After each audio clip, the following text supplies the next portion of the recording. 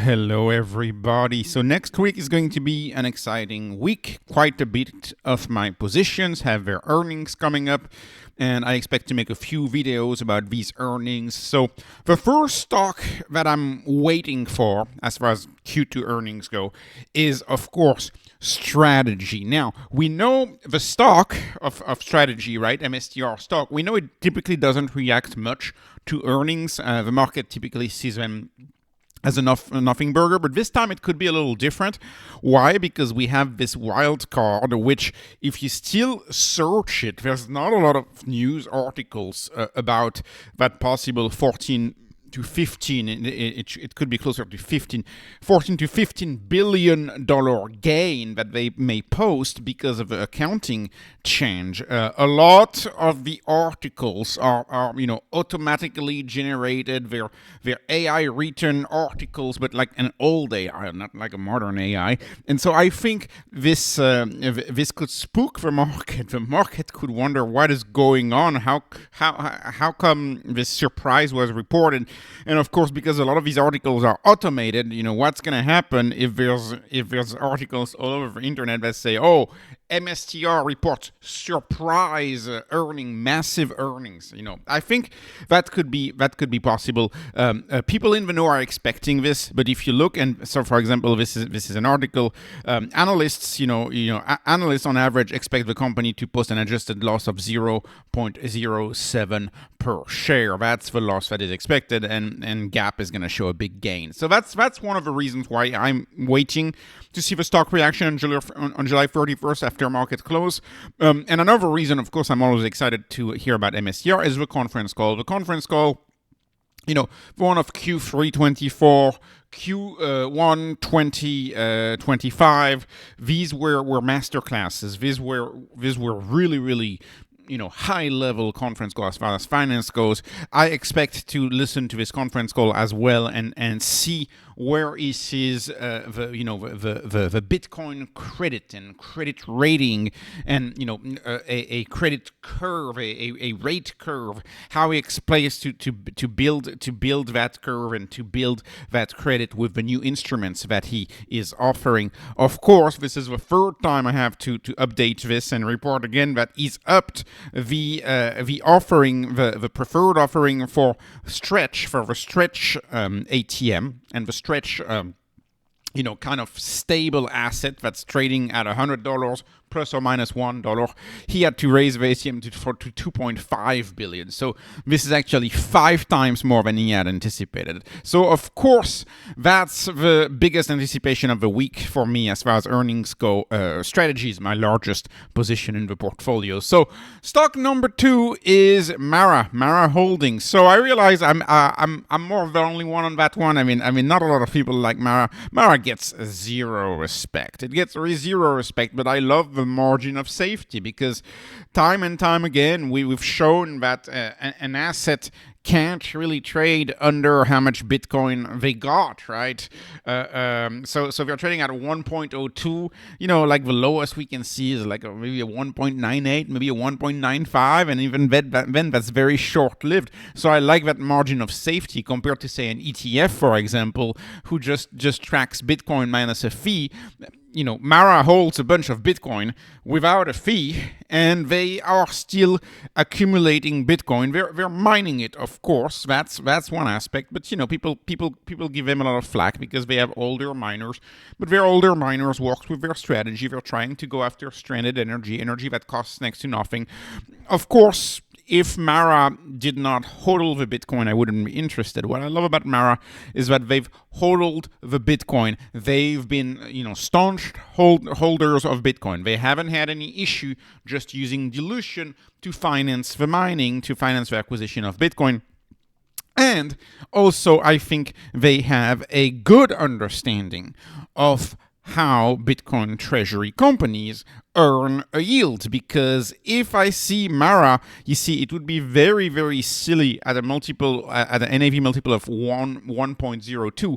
It would be very silly for Mara to do an ATM. They have an ATM in place, but they haven't been using it to acquire Bitcoin. No, what they're doing is they're doing a convertible bond, another convertible bond. This is not the first time they do this, and they're likely to use most of the proceeds of that bond, of that convertible bond, to buy Bitcoin. That's what they've done in the past. That's what I think they will continue to do.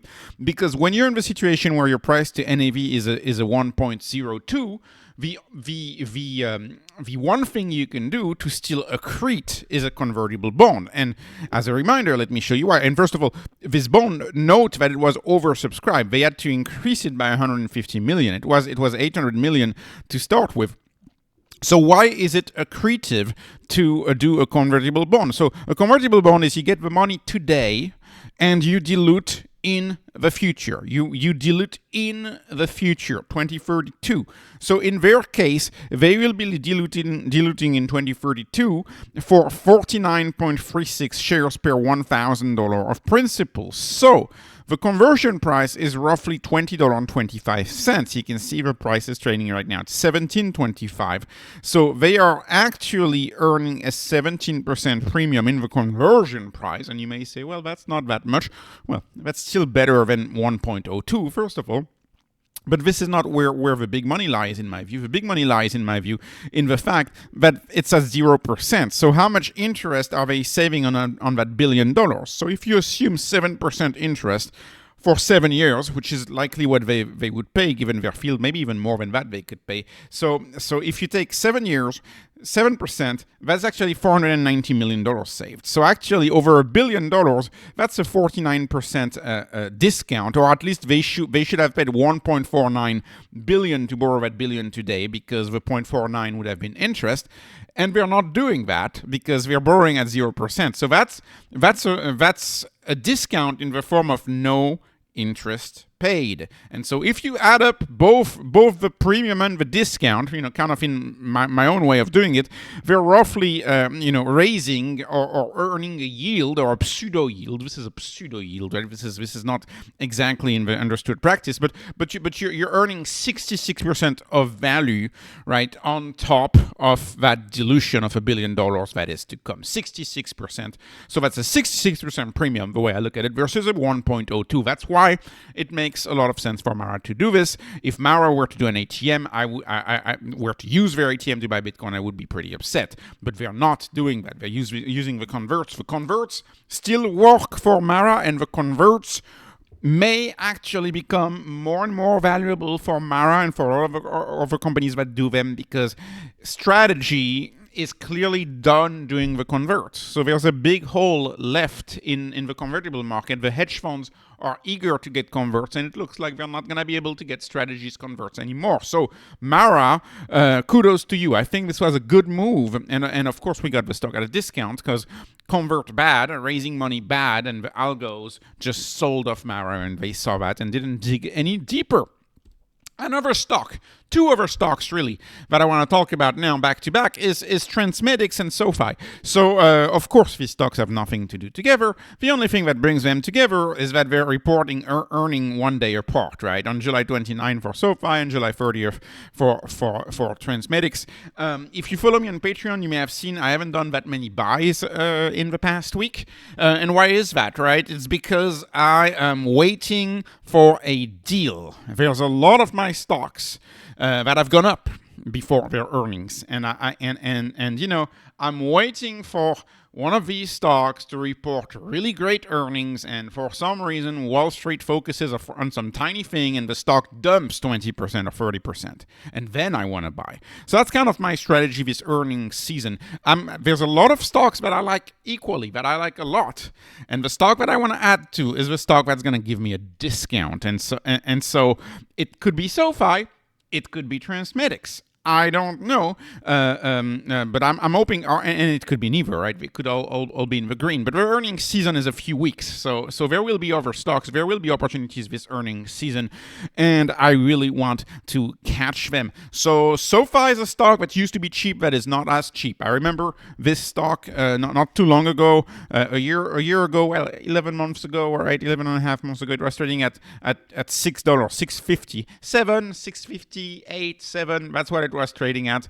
Even recently, as far as 3 months ago, the stock was trading at $9.50. Think about that, $9.50, right after quote unquote Liberation Day. If the stock fell down to $9.50, so depending on where you look at, this is a stock that could either be a 3.5x or a 2x. So this stock has grown very, very fast, while at the same time the revenue has kind of stalled. It has not grown as fast. We are now, I mean, I'm putting a predicted growth of 24%. Some analysts actually think, in the high teens, maybe the forward growth on this. So when I calculate the valuation of SoFi, you can see I get an enterprise value over gross profit or revenue growth of 0.43. Not expensive by any means, but much more expensive than it used to be. Note that Nubank got a little more expensive too, but for the longest time, these two companies that I compare, I compare them. I think they're a good comparison. They used to be in the 0.28, 0.26, trading roughly in line. I would say SoFi has gotten ahead of itself, and it got a little more expensive. Now, of course, these companies are very interesting as rates are about to drop. And remember, in banking, we assume that demand for money is virtually unlimited. And so when rates drop, they should see much more business. And of course, you get less interest income when rates drop, but the business of lending money actually increases much more than you lose in interest income. At least that's my view on SoFi and my take on SoFi. So rates dropping could be abnormally, or it could have an oversized benefit for companies like SoFi, for example. So I think that's also why the stock is up. The market is anticipating that. Anyways, if there's anything the market doesn't like in the earnings and the stock is down 20% or 15% or 25% like it has done many times before, I will be looking to add. But I am waiting, now that we're reaching all-time highs in this market, I am waiting for the market to hand me a deal. I'm not chasing the top. Now, moving on to the last stock that is reporting this week, that I own, right? So it's stocks reporting this week that I own. So it's TransMedics. Let's talk about TransMedics. So TransMedics, of course, that's the same story. If it goes up, I'm not going to do anything. If it goes down, I might be very interested in adding. Flight Data shared on X. Actually, if you follow this company, it's so the stock dropped, right? Early 25, like it dropped because they bought an airline, and the market says airlines bad, right? So they're like, okay, why are they buying an airline? They're not focusing on the core business. They're buying an airline. What is this? They bought a flight school. But the big advantage is that we now see the business that they're doing. And the flight data is very positive. They've been doing a lot of flights. People on X track these flights, and so a lot of people are expecting positive earnings. Now, we know with this market, this market is so fickle. We know that sometimes you may have great earnings and the stock drop anyways because of X, Y, Z reason. And so if it drops, I will be interested in adding TransMedics. If you look at the long-term return for TransMedics, it's actually pretty darn good at 28, almost 29% average annual return every year. So you're 50% more return than the Nasdaq itself. But the reason why I like TransMedics very much, I covered it multiple times on the channel, is their guidance, their long-term guidance. TransMedics has given us a long-term outlook of 10,000 transplants by 2028. So that guidance means that the size of the business, well, they're a little bigger now, but the size of the business could almost 3x again. So the fact that they give us guidance like this, of course, to me, it reassures me as an investor that this is a stock that I want to hold for the long run, because management is not afraid to give guidance. And when I look at the valuation, a 0.32, it's right about the average for these FDA approved product / healthcare companies. But TransMedics, there's not a lot of companies you can compare TransMedics to, because TransMedics is a medical device, right? It's not a regular medication type drug per se. So it's a medical device. Medical device companies have a history of trading expensively, of being more expensive. A lot of people are also saying about TransMedics, I wouldn't like that, by the way, but a lot of people are saying that this company looks like a prime acquisition acquisition target for a lot of medical equipment manufacturer could be interested in that, a bigger company. And unfortunately, I agree that it could be an acquisition target because it's trading at $3.87 billion. So that's not that much money for a medical device company to be interested in. But I wouldn't like that as an investor.